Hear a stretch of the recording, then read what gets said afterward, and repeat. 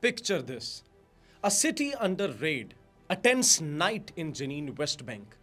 Two men come out of a building, their hands are raised, their shirts are pulled up to show they are unarmed. They lie down on the ground. Then they are shot. This is not a scene from a movie. This is real, raw footage from Palestine TV and Reuters. The men, Al Muntasir Abdullah, 26 years old, and Yusuf Asasa, 37 years old, surrendered. They posed no threat, and yet they were shot dead. Many are calling it a cold blooded execution. This comes amidst a widening Israeli military campaign in the West Bank, especially in the north, Jenin, Tubas, and refugee camps. Reports say dozens have been detained, many injured, some civilians beaten, homes and infrastructure damaged.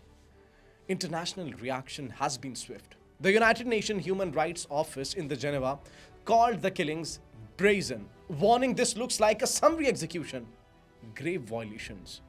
On the other hand, human rights organizations like Beat Salim argued that this incident is yet another example of systematic dehumanization of Palestinians being treated as less than human, where their lives are expendable.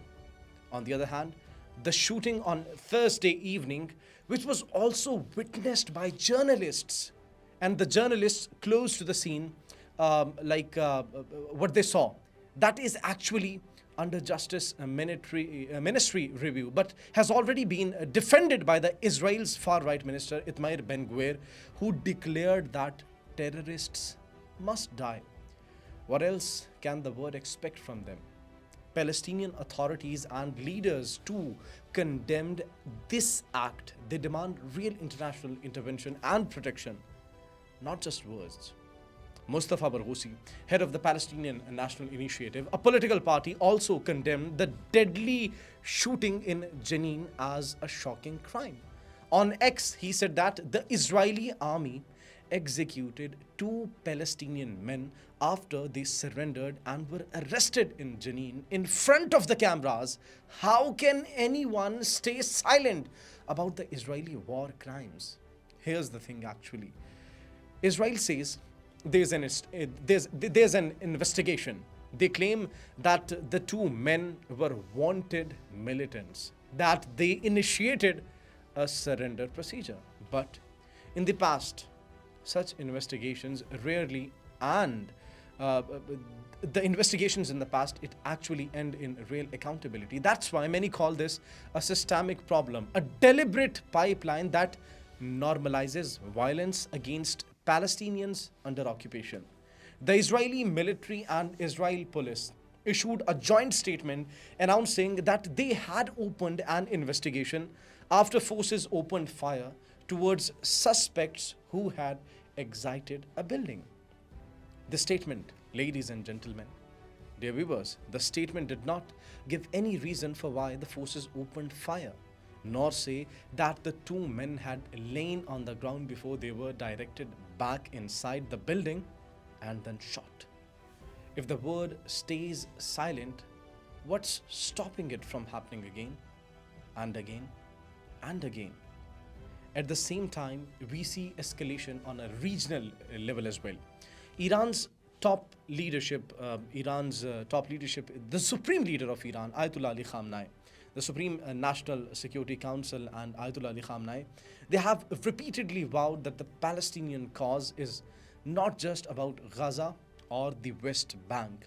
They frame it as a regional struggle, one that could draw in multiple fronts. The message from Tehran and allied groups is clear. This is not over. Some call it the final battle with the Zionist entity. The stakes are high. Jerusalem, Gaza, Lebanon, Syria, the entire region could be redefined. First, what's happening in Jenin isn't just a local crime. It's actually a symptom of a system, one built on occupation, power, imbalance, and impunity. When unarmed civilians can be executed on video, Yet investigations remain internal and opaque. That should disturb anyone who values human rights and international laws. Secondly, the region is on a dangerous precipice. Even if the Hezbollah that holds back now, the rhetoric and tensions create a volatile environment because there have been ongoing clashes between the Israeli armed forces and Lebanon. The Lebanon group, the Lebanon militia, Hezbollah, one small spark could trigger a larger conflagration. Third, for a global audience, especially in the United States, actually, what happens in Jenin, Gaza, Beirut, Damascus, or Tehran isn't somewhere else. With global geopolitics, refugee flows, radicalization, and international diplomacy, what happens in the Middle East eventually affects the whole world. Now, there's something new as well, something disturbing unfolding. On November 26, 2025, what happened? The Israeli army officially announced a brand new counter-terror operation in the northern occupied West Bank, in the same area Israel calls northern Samaria. Yeah. They claim the operation is not a part of the huge campaign that began earlier this year in January 2025, but a separate, fresh wave of raids and arrests. So this begs a very grim question. After raining bombs on Gaza for 2 years, killing tens of thousands, including many children and civilians, is Israel now expanding the scope of its crackdown to the West Bank under the guise of counterterrorism? Is this the next phase of what looks increasingly like a campaign of collective punishment, maybe even genocide, now spreading beyond Gaza?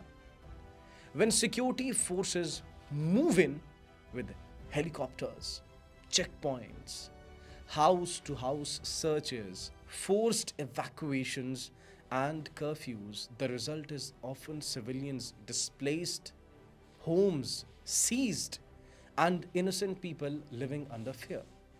Is this really about terror removal? Or is it a plan to tighten control, suppress Palestinian life, and silence resistance just like Gaza? As a global audience, we must ask, if the world remains silent again, as it did with Gaza, how many more lives will be destroyed before somebody speaks up this time? Now, I want you all to think with me. If the world stays silent again, will this normalize such killings? And will justice ever be served? What role should major powers like the United States, European Union play now? Are they just spectators or responsible actors? This is Jawad, and today it wasn't easy to talk about, but someone has to speak up. If you believe in justice, human dignity, and a peaceful future for all, don't scroll further. Share this video, talk about it, and raise your voice, because silence is not an option anymore. It is your responsibility to speak up. I'll be back soon with even more updates. Till then, stay informed, stay human, stay woke.